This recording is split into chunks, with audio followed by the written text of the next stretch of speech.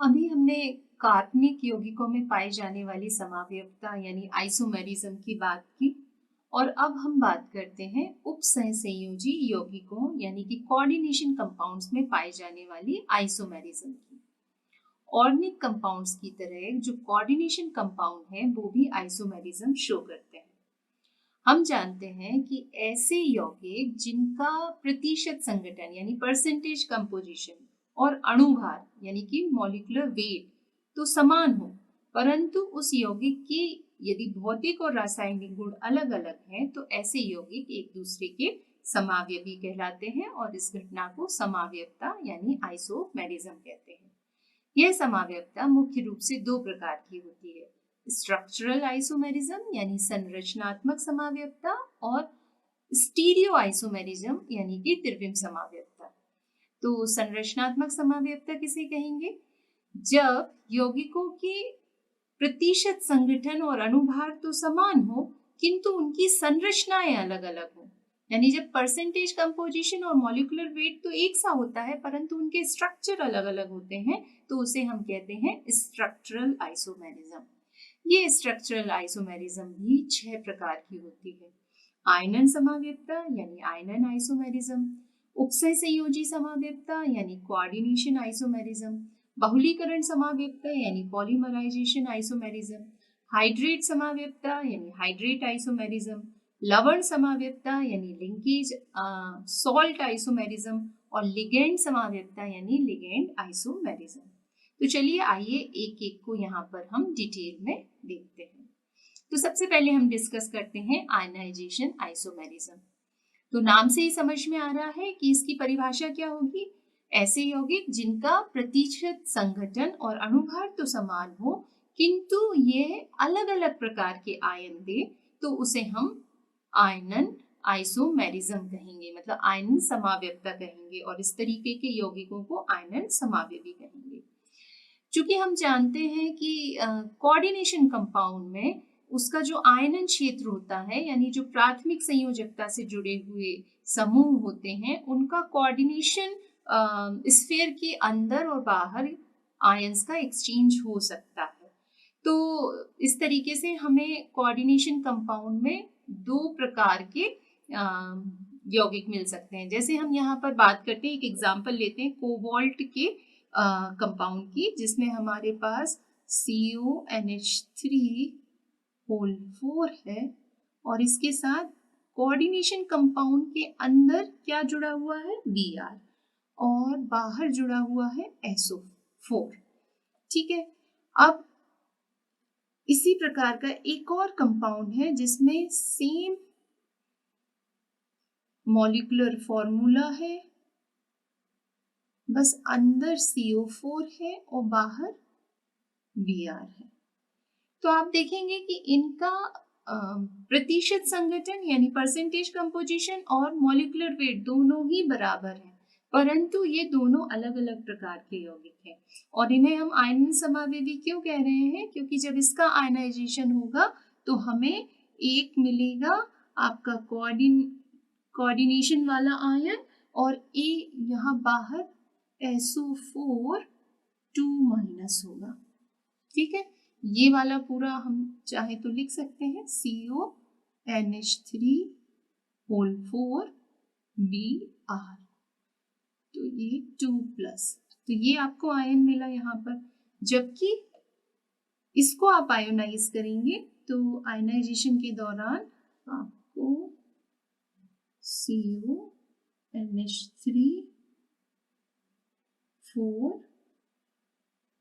4SO4 और Br- ये ion आपको मिलेंगे। तो इसमें जो पहला जो कंपाउंड है हमारा, ये फर्स्ट कंपाउंड और ये है हमारा सेकंड कंपाउंड। तो फर्स्ट कंपाउंड में चूंकि प्राइमरी वैलेंसी से सल्फेट जुड़ा है, ये कोऑर्डिनेशन स्फीयर के बाहर है इसलिए आयनाइजेबल है, तो सल्फेट आयन आयनाइज हो जाएगा। जबकि इसमें प्राइमरी वैलेंसी से Br जुड़ा हुआ है इसलिए आयनाइज क्या हो जाएगा, Br- हो जाएगा। तो जो फर्स्ट कंपाउंड है वो BaCl2 के साथ आपको व्हाइट प्रेसिपिटेट देगा, जबकि दूसरा कंपाउंड BaCl2 के साथ कोई प्रेसिपिटेट नहीं देगा। ठीक इसी तरीके से यदि हम AgNO3 से इन दोनों की रिएक्शन कराएं तो हम देखेंगे कि AgNO3 सेकेंड कंपाउंड के साथ अवक्षेप देगा, हल्का सा क्रीमिश वाइट प्रेसिपिटेट आपको मिलेगा, AgBr का होगा, जबकि ये फर्स्ट के साथ कोई प्रेसिपिटेट नहीं देगा। तो इससे हमें समझ में आ रहा है कि इनके आयनाइजेशन में डिफरेंस है। तो ऐसे कंपाउंड जिनका मॉलिक्यूलर वेट सेम है, जिनका परसेंटेज कंपोजिशन सेम है, पर जब इनका आयनाइजेशन किया जाता है तो ये अलग अलग प्रकार के आयन देते हैं, तो इस प्रकार की समावयवता को हम आयनाइजेशन आइसोमेरिज्म कहते हैं। चलिए अब बात करते हैं दूसरे प्रकार की स्ट्रक्चरल आइसोमेरिज्म की, जिसे हम कहते हैं कोऑर्डिनेशन आइसोमेरिज्म या उपसहसंयोजी समावयवता। यह समावयवता ऐसे संकुलों द्वारा प्रदर्शित की जाती है जिसमें पॉजिटिव आयन और निगेटिव आयन मतलब कैटायन और एनायन दोनों ही कॉम्प्लेक्स बनाते हैं तथा दोनों में उपस्थित केंद्रीय धातु आयन की जो उपसय संयोजन संख्या है वो समान होना चाहिए। तो जहां पॉजिटिव आयन और निगेटिव आयन दोनों कॉम्प्लेक्स हो और जो सेंट्रल मेटल आयन है उसकी उपसय संयोजन संख्या समान हो तो वो इस तरीके की कोऑर्डिनेशन आइसोमेरिज्म शो करते हैं। यहाँ जो लिगेंड होते हैं वो भिन्न भिन्न सेंट्रल मेटल आयन से जुड़कर उपसय संयोजन समावयवता प्रदर्शित करते हैं। चलिए उदाहरण के द्वारा हम इसको समझने की कोशिश करते हैं। सबसे पहले इसमें भी दो कैटेगरी हो सकती है, तो हम बात करते हैं पहली कैटेगरी की जिसमें हम ऐसे कॉम्प्लेक्स ले रहे हैं जिसमें उनका जो मेटल आयन है, पॉजिटिव आयन और निगेटिव आयन है, उसमें जो मेटल आयन ले रहे हैं वो समान है, यानी कि सेंट्रल मेटल आयन दोनों ही कैटायन और एनायन के लिए सेम है। तो हम बात करते हैं जैसे CrNH3O6 और ये हमारा पॉजिटिव आयन बना रहा है, और दूसरा हम इसी मेटल आयन को ले रहे हैं यानी Cr, मगर हमारा लिगेंड अलग हो गया जैसे कि HCl, तो ये हमारा नेगेटिव आयन है। तो आप देखिए ये हमारा एक कंपाउंड है और इसका आइसोमर यदि हम लिखें तो क्या होता है, इन दोनों के बीच लिगेंड का एक्सचेंज हो जाता है। तो अभी इस Cr से 6 NH3 जुड़े थे, अब क्या हुआ 2 NH3 यहाँ से निकलकर वहां चले गए, तो यहाँ बचे 2 NH3 की जगह कितने NH3 बचेंगे 4, साथ में 2 HCN यहाँ पर आकर जुड़ जाते हैं, तो इस पर जो चार्ज होगा तो +1 होगा। अब दूसरे वाले कॉम्प्लेक्स में 2 NH3 जा चुके हैं, तो Cr NH3 होल ट्वाइस और HCN कितने बचे, यहाँ पर HCN बचे 4, ठीक है, -1 चार्ज। तो यहाँ आप देखिए सेम उनका परसेंटेज कंपोजिशन सेम है, इनका मॉलिक्यूलर वेट भी सेम है, पर क्या अलग अलग हो गया, ये लिगेंड के एक्सचेंज के कारण जो कोऑर्डिनेशन स्फीयर है वो अलग अलग हो गया है ना। तो जब लिगेंड के एक्सचेंज हो जाता है और हमको इस तरीके के कंपाउंड मिलते हैं तो उसे हम उपसहसंयोजी समावयवी कहते हैं। ठीक इसी प्रकार अब हम दूसरे कैटेगरी की बात करें, जबकि हमारा जो सेंट्रल मेटल आयन है वो अलग अलग है।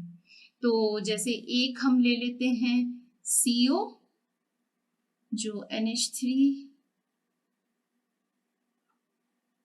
के साथ मिलकर अपना पॉजिटिव आयन बना रहा है, और एक हम CO की जगह ले लेते हैं दूसरी मेटल आयन क्रोमियम, तो ये मान लीजिए Cl के साथ है और क्या बना रही है नेगेटिव आयन। तो अब क्या होगा, जब लिगेंड का एक्सचेंज होगा तो जो एक मेटल आयन से जुड़े हुए लिगेंड है वो दूसरे मेटल आयन के पास चले जाएंगे, ठीक है। तो यहाँ पर Cr के पास NH3 आ जाएंगे, उस कंडीशन में ये पॉजिटिव आयन बन जाएगा, और CO के पास Cl6 आ जाएंगे, तो ये नेगेटिव आयन बन जाएगा, ठीक है, तो ऐसे संकुल जिनमें जो हमारा कॉम्प्लेक्स आयन है उसमें मेटल आयन अलग अलग है, उनमें भी लिगेंड का एक्सचेंज हो सकता है। तो इस तरीके से जब लिगेंड का एक्सचेंज कोऑर्डिनेशन स्फीयर के अंदर हो जाता है तो हम इस प्रकार की समावयवता को उपसंयोजी समावयवता कहते हैं। चलिए अब बात करते हैं तीसरे प्रकार की स्ट्रक्चरल आइसोमेरिज्म की, जिसे हम कहते हैं पॉलीमराइजेशन आइसोमेरिज्म यानी बहुलीकरण समावयवता। इस समावयवता में यौगिकों की स्टोइशियोमेट्रिक जो कंपोजिशन होता है वो समान होता है, किंतु उनका आणविक संगठन उस सरलतम स्टोइशियोमेट्रिक संगठन का कोई गुणक होता है। एक उदाहरण से इसको समझने की कोशिश करते हैं। जैसे मान लीजिए हमारे पास इस तरीके का कोई कंपाउंड है, ठीक है, तो यहाँ पर आप देखेंगे यदि हम प्लेटिनम NH3 और Cl का रेशियो देखें तो 1:2:2 है। अब इसका एक दूसरा हम कंपाउंड बनाते हैं जिसमें PTNH3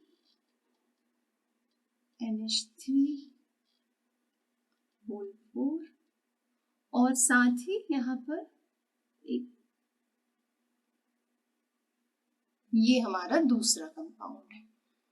तो आप देखिए यहाँ पर यदि हम प्लेटिनम NH3 और Cl का रेशियो देखें तो प्लेटिनम कितने हो गए 2, NH3 कितने हो गए 4 और Cl कितने हो गए 4।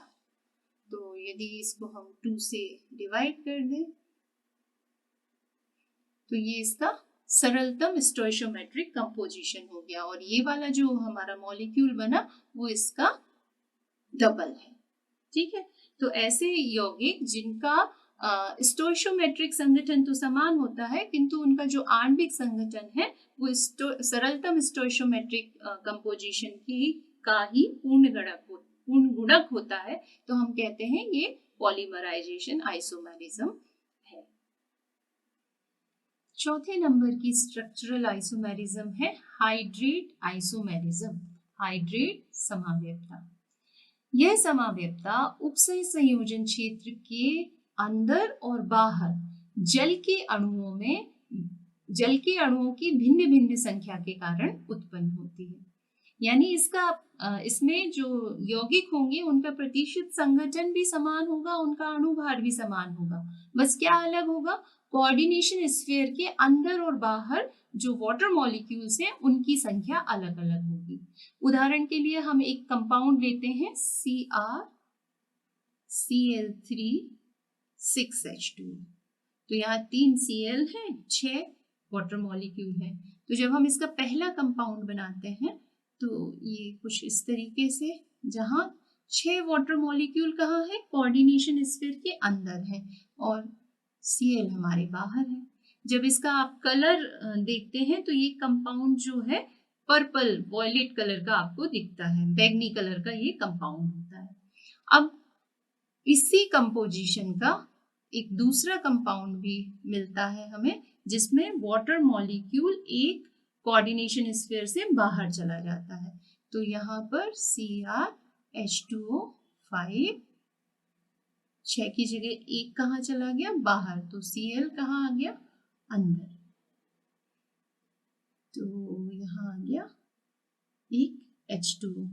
नहीं, अभी हमारे पास 2 Cl और है तो हम यहाँ पर लिखेंगे Cl2 और एक H2O बाहर आ गया। तो देखिए आप कंपोजिशन दोनों का सेम है, बस क्या है, यहाँ पर 6 वाटर मॉलिक्यूल कोऑर्डिनेशन स्फीयर के अंदर थे और यहाँ पर 5 वाटर मॉलिक्यूल है, एक बाहर चला गया। जब आप इसका कलर देखेंगे तो ये ग्रीन कलर का दिखेगा, हरे कलर का, और ये कैसा दिख रहा था आपको, पर्पल कलर का दिख रहा था। ठीक है, तो इस तरीके से ये दूसरा कंपाउंड हो। इसका एक और कंपाउंड पॉसिबल है जो पाया जाता है, उसमें जो वाटर मॉलिक्यूल्स के 2 मॉलिक्यूल बाहर चले जाते हैं। तो यहाँ कितने मॉलिक्यूल बचे, 4, और 2 Cl अंदर आ जाएंगे क्योंकि इसका कोऑर्डिनेशन नंबर 6 है। तो यहाँ बाहर बचा 1 Cl और 2 वाटर मॉलिक्यूल्स बाहर आ गए। तो इस तरीके से हमको यहाँ पर एक और कंपाउंड मिल रहा है जिसका केमिकल कंपोजिशन तो सेम ही है, मगर वाटर मॉलिक्यूल्स की संख्या अंदर और बाहर अलग अलग है। ये भी ग्रीन कलर का होता है। और ये AgNO3 के साथ जब रिएक्शन होती है तो जब हम उसका भारात्मक आकलन करते हैं, एस्टिमेशन करते हैं, तो नंबर ऑफ Cl का पता चलता है कि हर में जो आयनाइजेबल Cl माइनस आयन है वो अलग अलग मिलते हैं। यहाँ पर आपको 3 Cl माइनस आयन मिलेंगे, यहाँ पर 2 Cl माइनस आयन मिलेंगे, और इस वाले कंपाउंड का आयनाइजेशन कराने पर सिर्फ एक क्लोराइड आयन मिलता है। पांचवी प्रकार की संरचनात्मक समावयवता है लवण समावयवता, यानी कि सॉल्ट आइसोमेरिज्म। जब एक ही लिगेंड सेंट्रल मेटल आयन से दो अलग अलग प्रकार से जुड़ सकता है तो इस प्रकार की समावयवता प्रदर्शित होती है। जैसे कि मान लीजिए हमारे पास NO2 ग्रुप है, तो ये NO2 ग्रुप N से भी जुड़ सकता है सेंट्रल मेटल आयन से, और O से भी जुड़ सकता है। ठीक है, तो जब ये N से जुड़ता है तो हम कहते हैं नाइट्रो कंपाउंड बना, और जब ये O से जुड़ता है तो उसी का नाम हो जाता है नाइट्राइटो। ठीक, क्या नाम हो जाता है? नाइट्राइटो। तो आइए देखते हैं कि इसका उदाहरण क्या है। तो उदाहरण के लिए हम एक कंपाउंड लेते हैं कोबाल्ट का, जिसमें NH3 के 5 मॉलिक्यूल्स और एक मॉलिक्यूल NO2 का जुड़ा हुआ है। तो यदि हम कहें कि ये N से जुड़ा है तो इसका नाम क्या हो जाएगा? नाइट्राइटो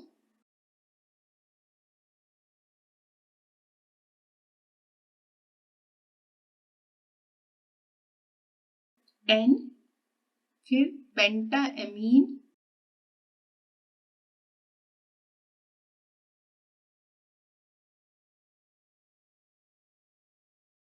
कोबाल्ट,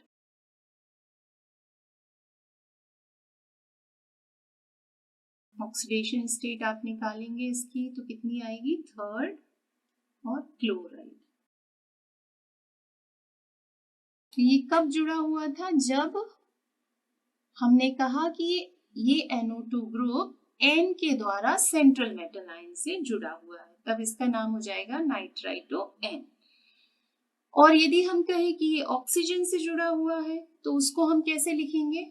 उसको हम लिखेंगे CO NH3 होल 5 ONO, यानी कि अब लिगेंड का ऑक्सीजन सेंट्रल मेटल आयन से जुड़ा हुआ है।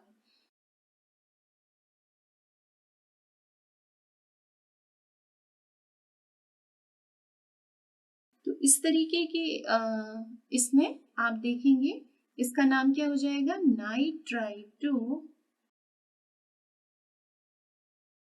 O, क्योंकि ये O से जुड़ा हुआ है। फिर पेंटा अमीन, यहाँ 2 लगाना है, पेंटा अमीन कोबाल्ट, थर्ड क्लोराइड। ठीक है, तो जब लिगेंड सेंट्रल मेटल आयन से डिफरेंट टाइप से जुड़ सकता है तो हमें डिफरेंट डिफरेंट प्रकार के सॉल्ट मिलते हैं, इसीलिए इस आइसोमेरिज्म का नाम है सॉल्ट आइसोमेरिज्म। ये इसका कलर होता है येलो और इसका कलर होता है रेड। अब बात करते हैं हम 6th नंबर की आइसोमेरिज्म, लिगेंड आइसोमेरिज्म की। नाम से ही समझ में आ रहा है कि इसमें लिगेंड स्वयं ही आइसोमेरिज्म प्रदर्शित करता है, यानी कि जब लिगेंड इस प्रकार का हो कि वो खुद ही आइसोमर्स के फॉर्म में है और सेंट्रल मेटल आयन से अलग अलग प्रकार से जुड़ेगा, तो इस प्रकार जो हमें आइसोमर्स मिलेंगे उन्हें हम लिगेंड आइसोमर्स, और इस प्रकार की आइसोमेरिज्म को हम लिगेंड आइसोमेरिज्म कहेंगे। उदाहरण के लिए हम लेते हैं यहाँ पर 1,2 डाइएमिनो प्रोपेन को। तो प्रोपेन यानी 3 कार्बन और डाइएमिनो प्रोपेन यानी कि 2 NH2 ग्रुप। तो हम इसमें पहला ले रहे हैं 1,2 को, बाकी वैलेंसी कार्बन से सेटिस्फाइड कर दे। तो ये है हमारा 1,2 डाई अमीनो प्रोपेन।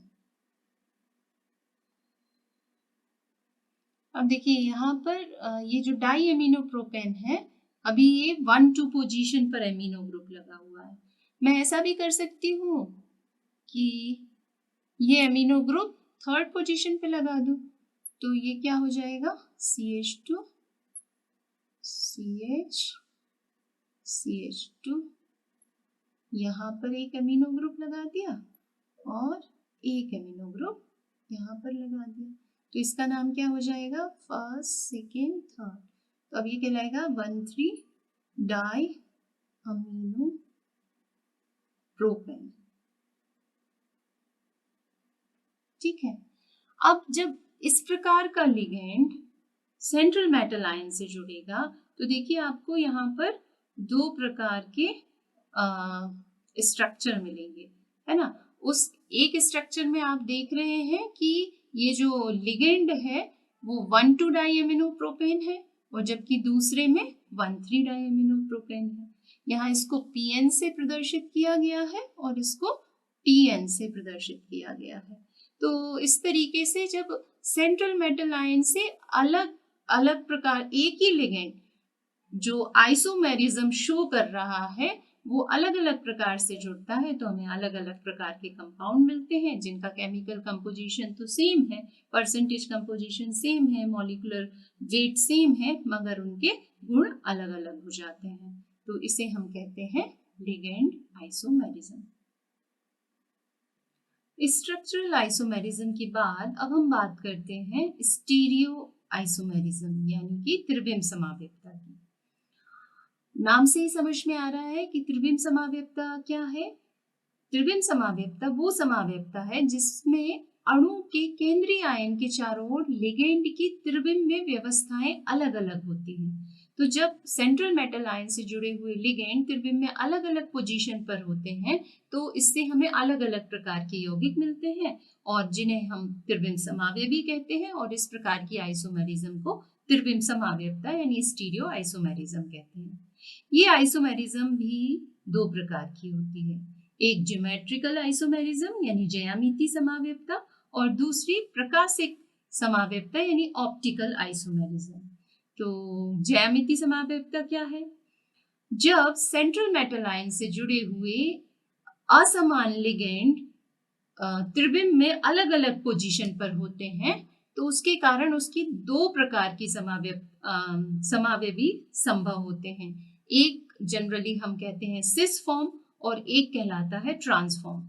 यदि ये समावेशी एक दूसरे से लगभग 90 डिग्री की पोजीशन पर हो तो उसे हम कहते हैं सिस समावेशी और यदि ये एक दूसरे से लगभग 180 डिग्री का एंगल बनाते हैं तो उसे हम कहते हैं ट्रांस समावेशी।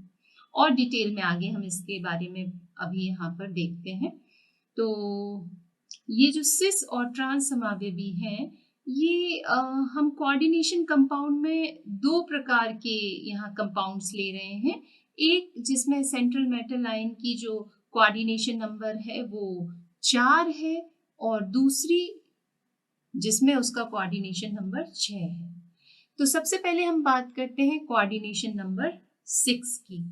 तो कोऑर्डिनेशन नंबर 6 में जो हमारे सेंट्रल मेटल आयन है जो स्ट्रक्चर बनाता है वो ऑक्टाहेड्रल स्ट्रक्चर कहलाता है। ठीक है, तो ऑक्टाहेड्रल स्ट्रक्चर में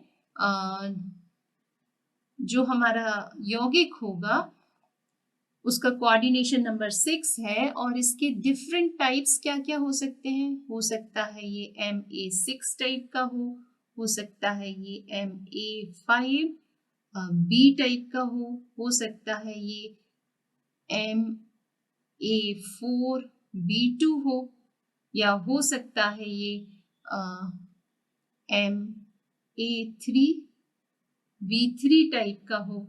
तो इस तरीके से हमको कई प्रकार के यहाँ पर ऑक्टाहेड्रल मॉलिक्यूल्स मिल सकते हैं। हो सकता है इसमें बाइडेंटेड लिगेंड हो तो A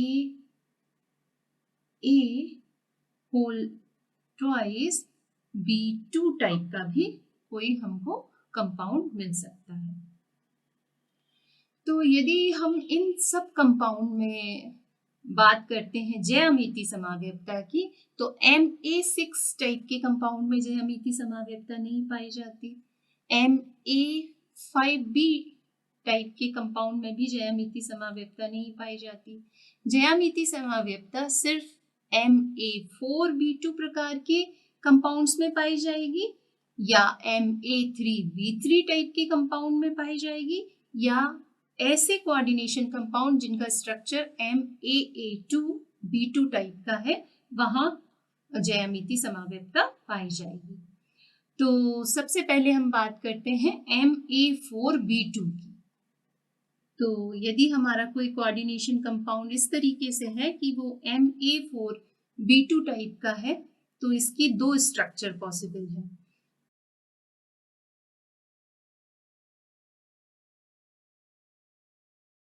यहाँ पर हम ऑक्टाहेड्रल कंपाउंड की बात कर रहे हैं। सेंट्रल मेटल आयन हमारा सेंटर में होगा और इससे जुड़े हुए लिगेंड इस के कॉर्नर पर होंगे, और ये 4 लिगेंड इससे जुड़े हुए हैं, और 2 लिगेंड जो बी हैं वो या तो इस तरीके से हो सकते हैं, या फिर इसका एक और स्ट्रक्चर पॉसिबल है।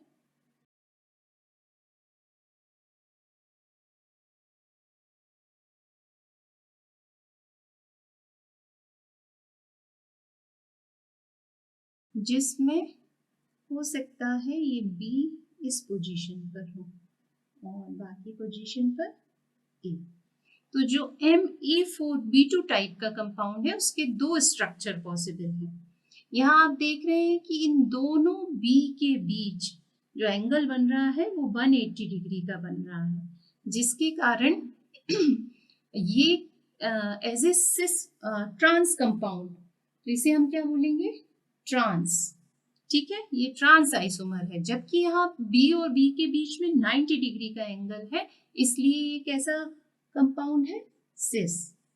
यदि ये बी यहाँ पर 1 और 2 पोजीशन पर है, यदि ये बी यहाँ पर होता तब भी इनके बीच का एंगल कितना होता, 90 डिग्री, है ना, क्योंकि ये 3 डायमेंशनल स्ट्रक्चर है। ये इस तरीके का आपका कंपाउंड है, बी यहाँ पर है, तो बी, ये वाला बी चाहे तो यहाँ जो कॉर्नर है उस बी के साथ एंगल मेजर करें तो भी 90 डिग्री होगा, इस बी के साथ एंगल मेजर करें तो भी 90 डिग्री होगा, इसके साथ करें तो भी 90 डिग्री होगा, और यहाँ वाले के साथ चौथे कॉर्नर के साथ करें तो भी इसका एंगल 90 डिग्री का होगा। तो ये बी जो फर्स्ट सेकंड पर रहे, थर्ड पर रहे, फोर्थ पर रहे, फिफ्थ पर रहे, किसी के भी साथ रहेगा, हर बार एंगल कितना होगा, 90 डिग्री का होगा। तो जब भी दोनों के बीच का एंगल 90 डिग्री का है तो हम उसे सिस कंपाउंड बोलेंगे, जबकि यदि इन दोनों के बीच का एंगल 180 डिग्री का बनता है तो हम इसे ट्रांस कंपाउंड कहेंगे। चलिए एक उदाहरण के माध्यम से हम Ma4B2 टाइप की जो ज्यामितीय समावयवता है अष्टफलकीय संकुलों के लिए वो यहाँ पर देखते हैं। तो इसका एक बहुत अच्छा उदाहरण है डाइक्लोरोटेट्राएमीन कोबाल्ट आयन। तो डाइक्लोरोटेट्राएमीन कोबाल्ट आयन, तो चलिए बनाते हैं इसका फॉर्मूला। ये हमारा कोबाल्ट है, ये टेट्राएमीन और डाइक्लोरो, तो ये हमारा एक आयन है। तो देखते हैं ये आयन किस प्रकार से अपने आप को 3 डायमेंशनल स्पेस में अरेंज कर सकता है। तो ये चूंकि अष्टफलकीय है, ऑक्टाहेड्रल कॉम्प्लेक्स है, तो हमारी मेटल आयन बीच में रहेगी, और यहाँ पर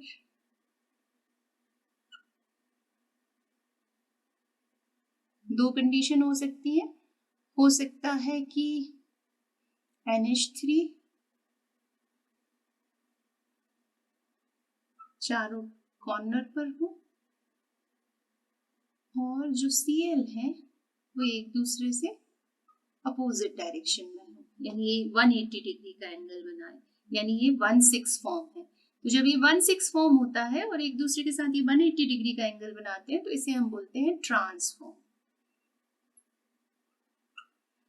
ठीक। अब दूसरी कंडीशन क्या हो सकती है कि ये जो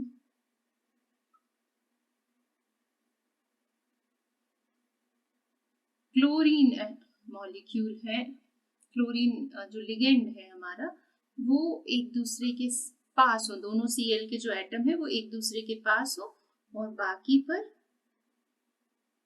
NH3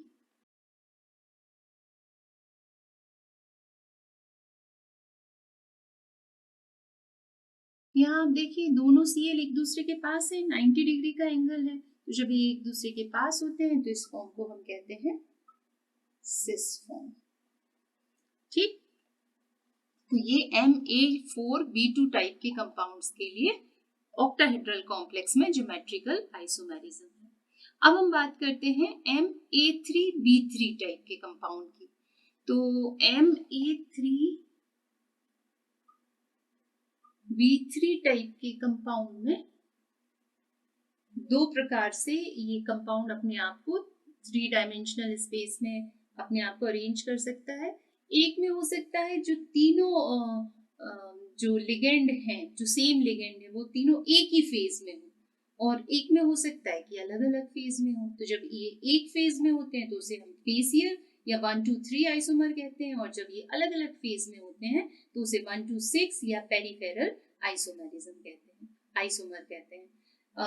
तो यहाँ पर हम एग्जाम्पल लेते हैं एक, और उसके पहले चलिए समझ लेते हैं कि ये कैसे बनेगा। ये M है, इस तरीके से 6 लिगेंड इससे जुड़े होंगे।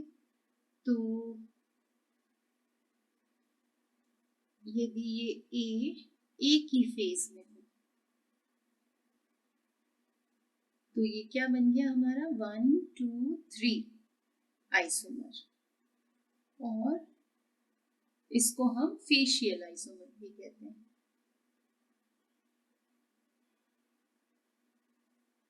ठीक है, एक कंडीशन तो ये हो गई। अब दूसरी कंडीशन में क्या होगा,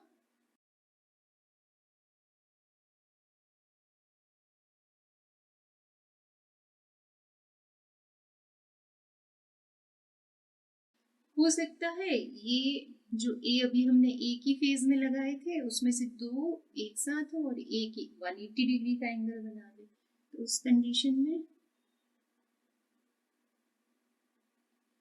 अब ये कहलाता है पेरीफेरल, इसका नाम होगा 1-6 आइसोमर, और ये कहलाता है पेरीफेरल। ठीक है। Ma3B3 टाइप के कंपाउंड का एक एग्जाम्पल हम यहाँ पर लेते हैं, ट्राइक्लोरो ट्राइएमीन क्रोमियम थर्ड आयन, यानी कि हमारा कंपाउंड है ट्राइक्लोरो ट्राइएमीन। ठीक। तो इस तरीके के कंपाउंड में आप देखेंगे कि क्या पॉसिबिलिटी है। ये हमारा ऑक्टाहेड्रल कॉम्प्लेक्स, यहाँ Cr,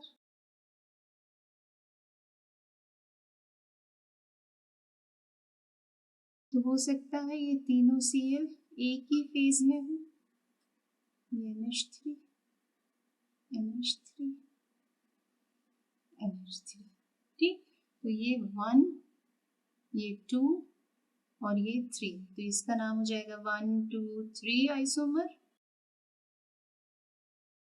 ठीक है, या इसको हम फेशियल आइसोमर भी बोलेंगे।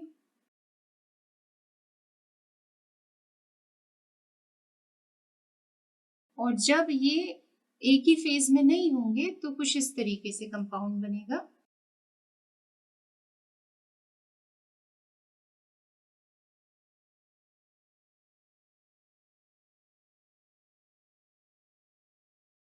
एक Cl यहाँ, एक Cl यहाँ, और एक Cl 180 डिग्री के एंगल पर, बाकी बचे हमारे NH3।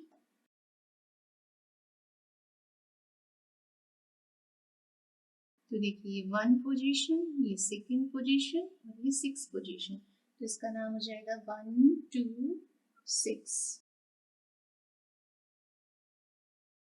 या इसको हम बोलेंगे पेरी फेरल आइसोमर। ठीक है, तो इस तरीके से Ma3B3 टाइप के कंपाउंड्स में भी ज्यामितीय समावयवता पाई जाती है। इसके अलावा MAA2B2 टाइप के कंपाउंड भी ऑक्टाहेड्रल जो ज्योमेट्री होती है उसमें सिस और ट्रांस समावयवता शो करते हैं। यहाँ पर आपको विभिन्न उदाहरण दिख रहे हैं इस प्रकार के कंपाउंड के। तो ये भी सिस और ट्रांस आइसोमेरिज्म यानी कि ज्योमेट्रिकल आइसोमेरिज्म शो करते हैं। अब बात करते हैं हम ऑप्टिकल आइसोमेरिज्म की। तो ऑप्टिकल आइसोमेरिज्म किसे कहते हैं? वो आइसोमेरिज्म जिसमें यौगिकों के प्रतिशत संघटन यानी परसेंटेज कंपोजिशन और उनका मॉलिक्यूलर वेट तो सेम होता है, परंतु उनकी समतल ध्रुवित प्रकाश को घुमाने की क्षमता अलग अलग होती है। यानी कि ये जो समतल ध्रुवित प्रकाश है, एक कंपाउंड उसको क्लॉकवाइज डायरेक्शन में घुमाता है और दूसरा उसको एंटी क्लॉकवाइज डायरेक्शन में घुमाता है। तो इस प्रकार के समावयवियों को हम प्रकाशिक समावयवी कहते हैं और इस प्रकार की आइसोमेरिज्म को हम प्रकाशिक समावयवता यानी ऑप्टिकल आइसोमेरिज्म कहते हैं। तो चलिए आइए देखते हैं कि ऑक्टाहेड्रल ज्योमेट्री में क्या प्रकाशिक समावयवता पाई जाती है। तो ऑक्टाहेड्रल ज्योमेट्री में केवल 2 प्रकार के कंपाउंड ऐसे हैं जिनमें की ऑप्टिकल आइसोमेरिज्म पाई जाती है। एक MABCDE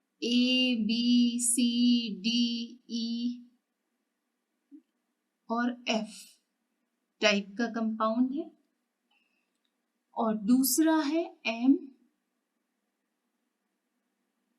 MAA2 या आप स्मॉल a से भी लिख सकते हैं इसको, 2 नहीं 3, क्योंकि यहाँ पर कोऑर्डिनेशन नंबर कितना है 6 है।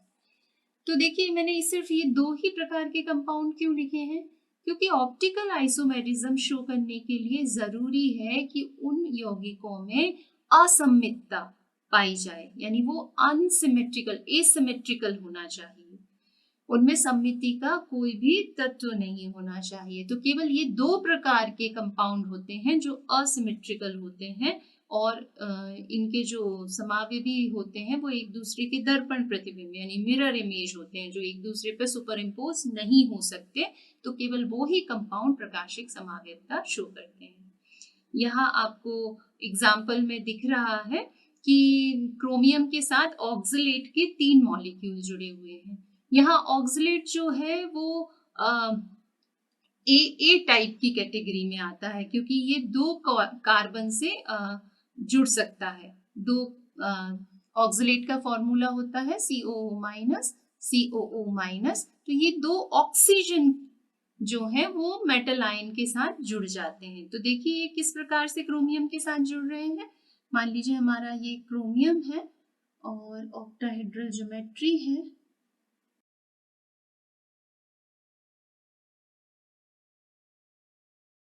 तो हो सकता है कि जो ऑक्सलेट आयन है वो यहाँ से इन 2 कार्बन से जुड़ रहा हो, फिर दूसरा ऑक्सलेट आयन इन 2 कार्बन से जुड़ रहा हो, कार्बन ही क्रोमियम की वैलेंसी से जुड़ रहा हो और यहाँ पर ये ऑक्सलेट आयन इस तरीके से क्रोमियम से जुड़ रहा है। तो ये जो कॉम्प्लेक्स बनता है, इस कॉम्प्लेक्स का यदि हम मिरर इमेज बनाए तो एक और पॉसिबिलिटी है कि हमको कंपाउंड मिले और वो कंपाउंड कुछ इस तरीके से होगा।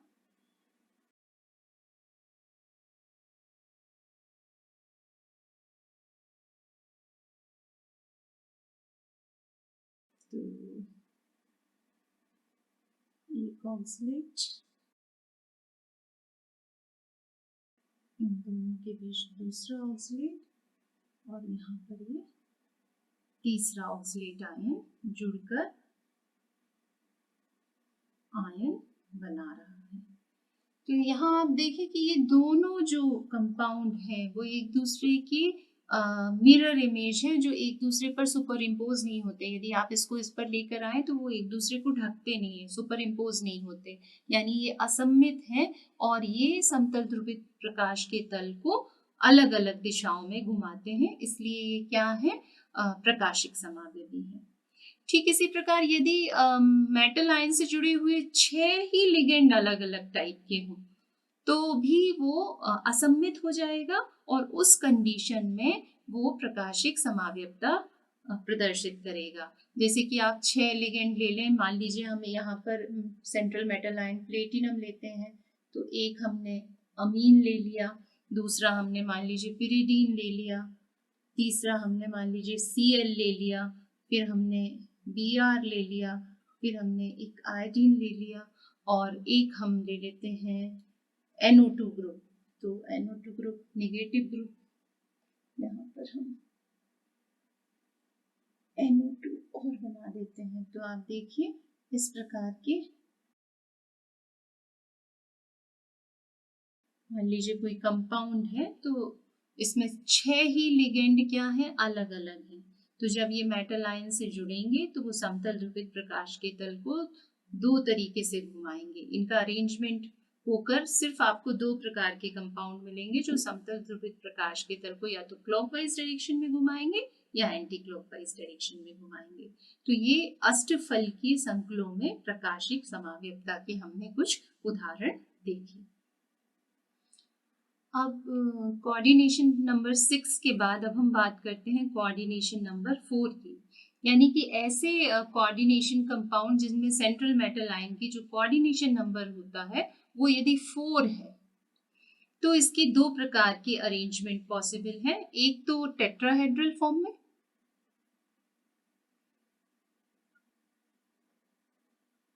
और एक होता है स्क्वायर प्लेनर।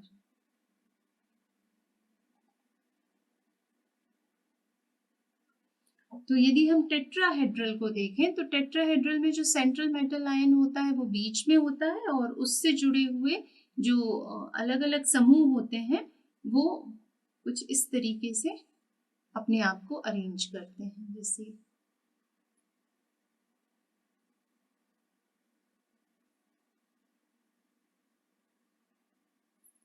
तो ये टेट्राहेड्रल स्ट्रक्चर है।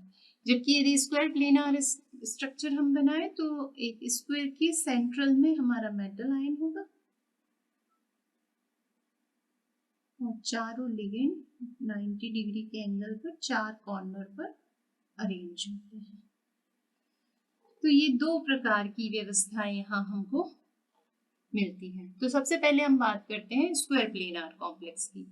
तो स्क्वायर प्लेनर कॉम्प्लेक्स में किस तरीके के आपको कंपाउंड मिल सकते हैं कोऑर्डिनेशन नंबर 4 के लिए? हो सकता है Ma4 टाइप का कंपाउंड हो सकता है Ma2B2 टाइप का कंपाउंड हो, या हो सकता है Ma3B3 टाइप का कंपाउंड हो, या हो सकता है इससे जुड़े हुए चारों लिगेंड अलग अलग हो, यानी कि ABCD टाइप का कंपाउंड हो।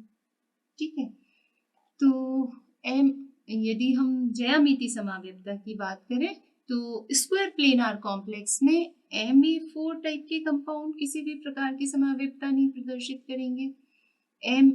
यहाँ मैंने A3 लिख दिया है, B3 इसमें 3 हटा दीजिए, Ma3B होगा।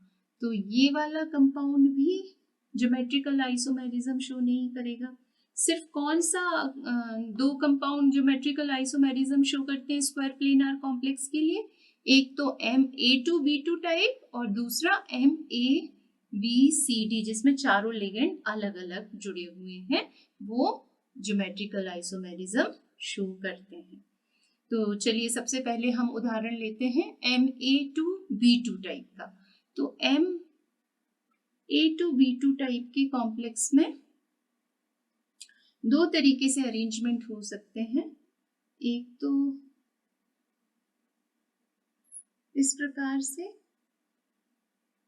कि दोनों जो A हैं वो एक दूसरे से 90 डिग्री का एंगल बनाते हुए हो, तो जब इस तरीके का आपको कंपाउंड मिलेगा तो उसे हम बोलेंगे सिस फॉर्म। और एक और अरेंजमेंट पॉसिबल है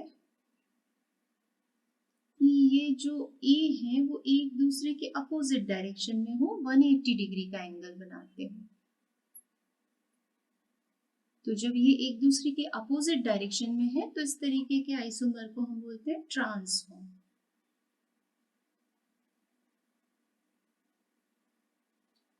एक एग्जांपल से हम इसको देखते हैं। मान लीजिए हमारे पास प्लेटिनम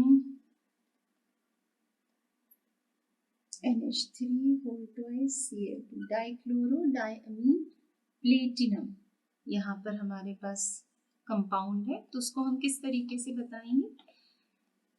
इसको बताने के लिए दो पॉसिबल स्ट्रक्चर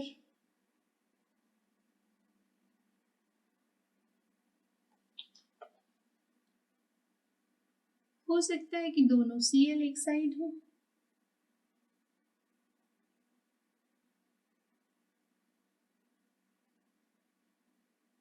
जब दोनों Cl एक साइड हैं तो हम उसे बोलेंगे सिस फॉर्म। तो ये हमारा सिस कंपाउंड हो गया। और जब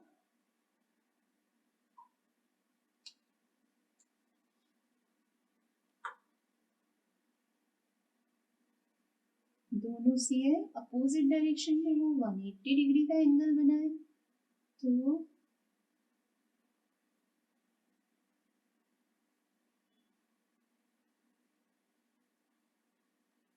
ये होगा ट्रांसफॉर्म। ठीक है, तो ये Ma2B2 टाइप के लिए दो प्रकार के ज्योमेट्रिकल आइसोमेरिज्म यहाँ स्क्वायर प्लेनार कॉम्प्लेक्स में हमने देखे। अब हम बात करते हैं MABCD टाइप के कॉम्प्लेक्स की। MABCD टाइप का जो स्क्वायर प्लेनार कॉम्प्लेक्स है, इसके भी ज्योमेट्रिकल आइसोमर पॉसिबल है। तो आइए देखते हैं कि कितने ज्योमेट्रिकल आइसोमर इसके पॉसिबल है। तो यदि हम इसका कोई स्ट्रक्चर बनाए तो देखिए ये इस तरीके के अरेंजमेंट हमको 3 डायमेंशनल स्पेस में मिलेंगे। तो पहले मैं A और B डायगोनल लेती हूँ और यहाँ पर C और D लेती हूँ। ठीक, अब ये हमारा कॉम्प्लेक्स है ना। तो ये सेकेंड इसका स्ट्रक्चर जो बनेगा, ये फर्स्ट स्ट्रक्चर इसका है। और सेकेंड स्ट्रक्चर में अब मैं क्या कर देती हूँ, C और B की पोजीशन चेंज कर देती हूँ। तो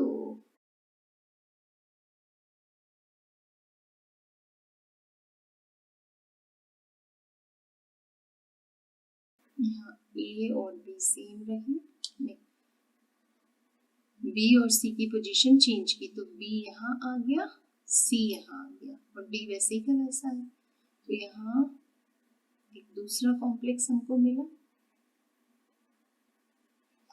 एक और तीसरा कॉम्प्लेक्स जो है वो यहाँ बनाते हैं।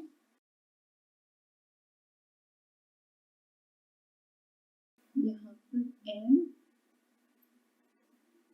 अब क्या करते हैं, C और D की पोजीशन को चेंज कर देते हैं। तो C यहाँ आ जाएगा, D यहाँ आ जाएगा, B वैसे ही है, A वैसे ही है। तो ये हमारा थर्ड फॉर्म बना। अब चौथे फॉर्म में हम क्या करते हैं,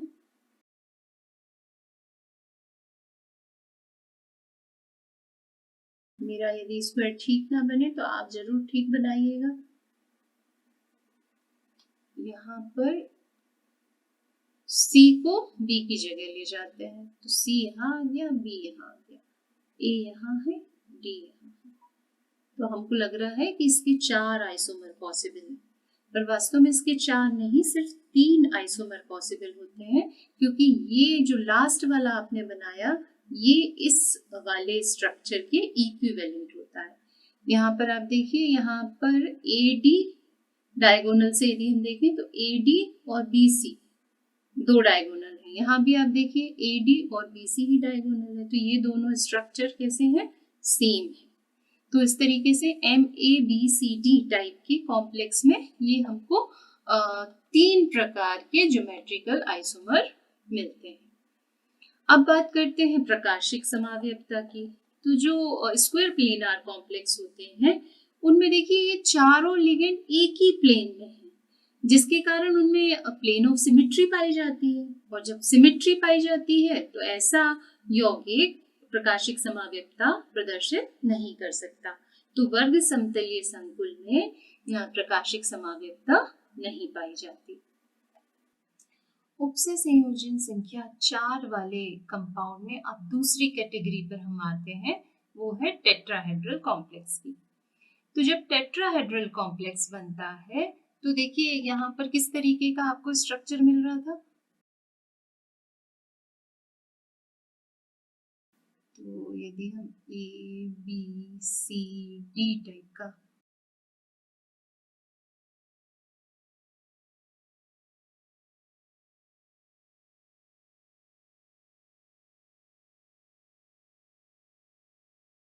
तो कुछ इस तरीके का स्ट्रक्चर टेट्राहेड्रल कॉम्प्लेक्स का होता है।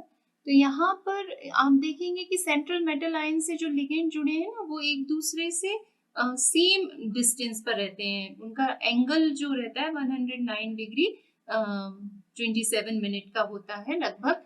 तो इनमें किसी भी प्रकार की ज्यामितीय समावयवता नहीं पाई जाती है, क्योंकि आप किसी भी पोजीशन पे लगाए वो हमेशा एंगल उतना ही होगा। ठीक है, तो ये ज्यामितीय समावयवता प्रदर्शित नहीं करते। पर यदि प्रकाशिक समावयवता की बात करें तो चतुष्फलकीय यौगिकों में प्रकाशिक समावयवता भी केवल वो ही प्रकार के यौगिक प्रदर्शित करते हैं जब इससे जुड़े हुए सारे लिगेंड अलग अलग हों। ठीक है, यदि इससे जुड़े हुए लिगेंड सेम है, A2, B2 या A3B या B3A, तब इनमें से किसी में भी प्रकाशिक समावयवता नहीं पाई जाती, क्योंकि उस समय इसमें सिमेट्री आ जाएगी। तो जरूरी है कि ये मॉलिक्यूल एसिमेट्रिक हो, यानी उससे जुड़े हुए सारे लिगेंड कैसे हो, अलग अलग हो, तभी उसका जो दर्पण प्रतिबिंब होगा वो उस पर अध्यारोपित नहीं होगा। तो सिर्फ एक ही कंडीशन में ऑप्टिकल आइसोमेरिज्म पाई जाती है, जब उससे जुड़े हुए चारों लिगेंड अलग अलग हो। तो हम देख रहे हैं MABCD टाइप का कंपाउंड। तो देखिए इसका मिरर इमेज क्या बनेगी। यदि हम इसकी मिरर इमेज बनाएं तो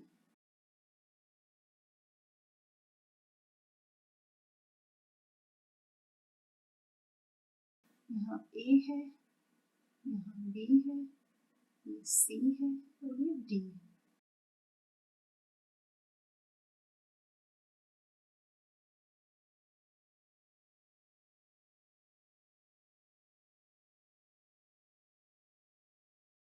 तो ये हमारा MABCD टाइप का जो चतुष्फलकीय संकुल है, जो टेट्राहेड्रल कॉम्प्लेक्स है, उसका ये मिरर इमेज है। और यहाँ पर आप देख सकते हैं जब इसको उठा के मैं इस पर रखूंगी तो ये एक दूसरे को सुपर इम्पोज नहीं करते, यानी ये एक दूसरे के दर्पण प्रतिबिंब है जो सुपर इम्पोजेबल नहीं है। तो इस प्रकार का कॉम्प्लेक्स जिसमें चारों लिगेंड अलग अलग होंगे वो चतुष्फलकीय अवस्था में ऑप्टिकल आइसोमेरिज्म शो करेगा, और इनमें से एक यौगिक समतल ध्रुवित प्रकाश के तल को बाईं ओर घुमाएगा, जबकि दूसरा समतल ध्रुवित प्रकाश के तल को दाईं ओर घुमाएगा। तो इस तरीके से हमें दो समावयवी प्राप्त होंगे। तो हमने यहाँ पर अभी कोऑर्डिनेशन नंबर 6 और कोऑर्डिनेशन नंबर 4 वाले कंपाउंड्स के लिए ऑप्टिकल आइसोमेरिज्म और ज्योमेट्रिकल आइसोमेरिज्म को देखा, यानी कि स्टीरियो आइसोमेरिज्म की हमने यहाँ पर बात की।